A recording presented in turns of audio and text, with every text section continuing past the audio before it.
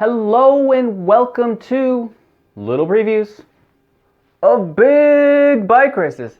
I'm the little guy Matt. We're brought to you by the Wide Angle Podium Network, the biggest little podcast network out there. Today we're here to talk about two different races, three races. We're going to talk about Liege, Bastogne, Liege, women's race, men's race, and then the Giro.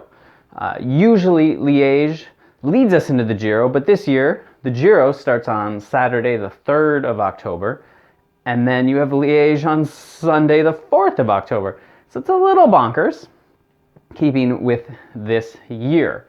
So first we're going to talk about Liege, because it's a one-day race, even though it starts the day after the second, usually first, but this year's second stage race of the year. To find Liege, though, we gotta find. I have a course profile around here. I look for it. Let me see. We've got. We won't have our men's winner back this year. I don't know where I put that profile. I gotta find it. Fuslang will be doing the Giro, so we'll probably mostly just have newly crowned men's champion Julian Alaphilippe, and certainly for the women's, also with the rainbow stripes, we'll have Anna van der Breggen. One second. Hold on. Let me find that course profile. Oh, I found him. Okay, I got him. Here he is. Here's my friend the alligator, and you just gotta open his mouth. Just pull out his teeth, and then you unroll it, and that's the course profile. Of course, 257 for the men, 135 for the women. The women are actually doing Bastogne Liege, not Liege Bastogne Liege, despite the name. Doing considerably less. I feel like the women could have more mileage in here, but I'm not in charge of this race.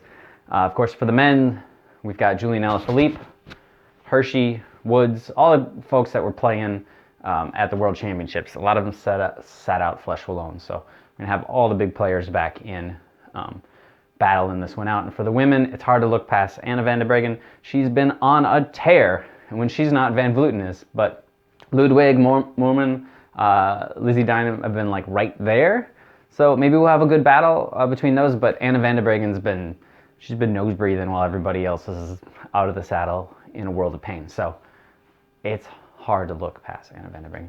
But we'll have two good races, and that's Sunday, October 4th, which is the day after the Giro starts.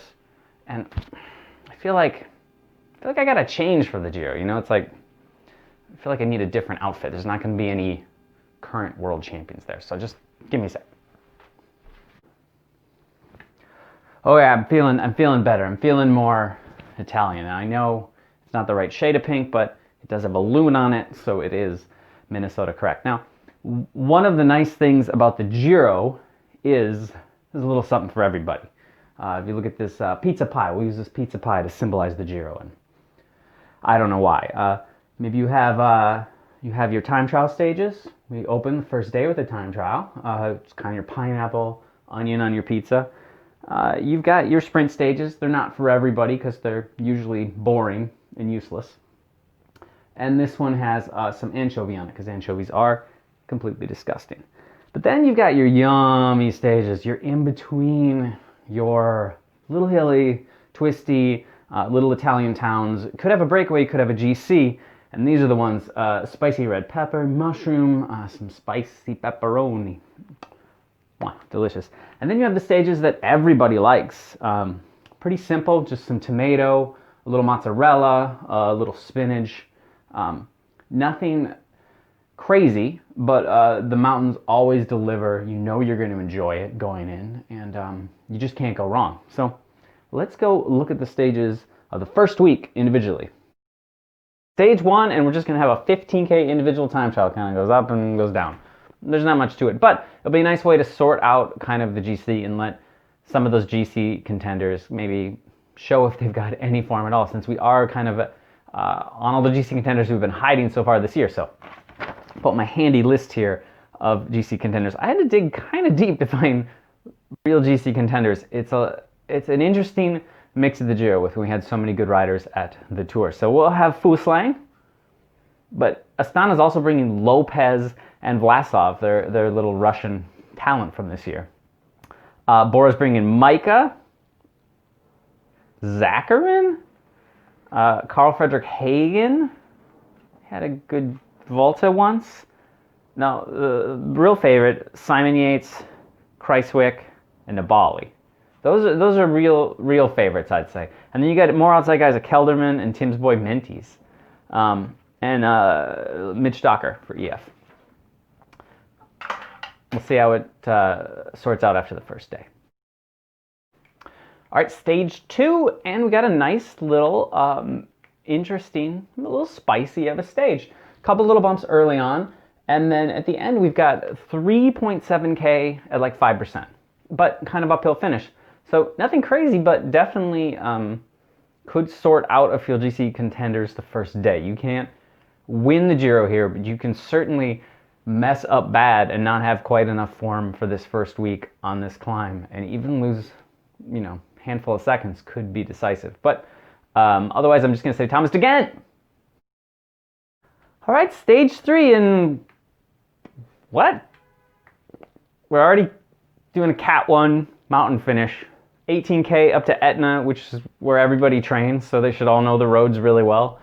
Yeah, the Giro is nuts. Good chance to figure out who's on form. Still a lot of race left, but holy cow, you could be in the hunt for stage wins after this day if you don't get it right. Let's expect Fuglsang or Nibali to be up there, but who knows?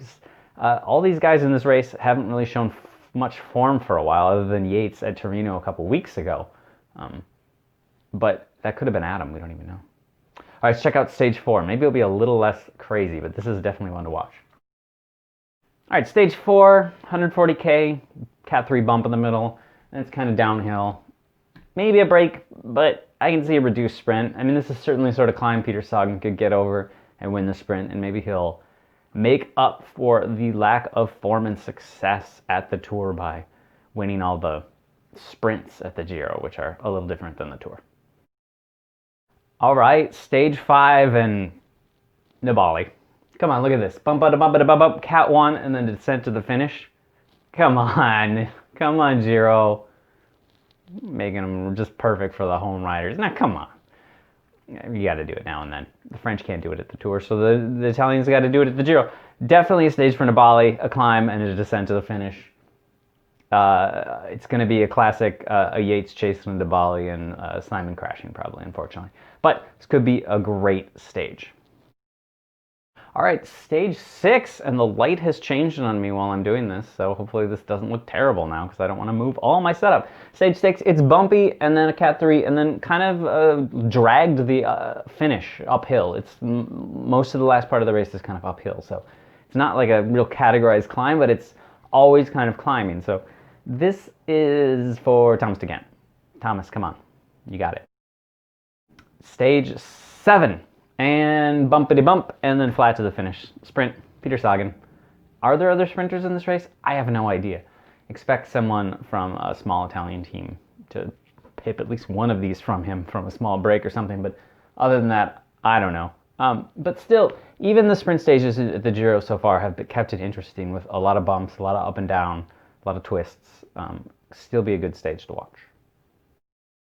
All right, stage 8. And another lumpy day, a 2 of 4, a little 3 thrown in, and then bumps to the finish. Also 200K, the Giro's not messing about. They've been fairly longish stages. I feel like the Tour was a little shorter, but I haven't checked my math. Anyway, definitely another day for Thomas de Gendt. Thomas, I am saying your name a lot. I need you to come through. I feel like you got the Tour in the legs, it's going to happen.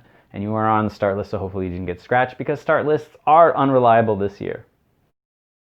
All right, stage 9, and the Giro really knows how to throw a party, don't they? I mean, come on. End of the first week of 9 stages, and they got a Cat 1, a Cat 2, a Cat 2, and a little Cat 1. But basically, after the descent of this Cat 1, it's almost all climbing to the finish of the race, and it's 208K. So again, it's a solid day out on the bike. They're not messing about. Great way to finish off a first week, get us a little GC battle, send us into that rest day with some nice question marks.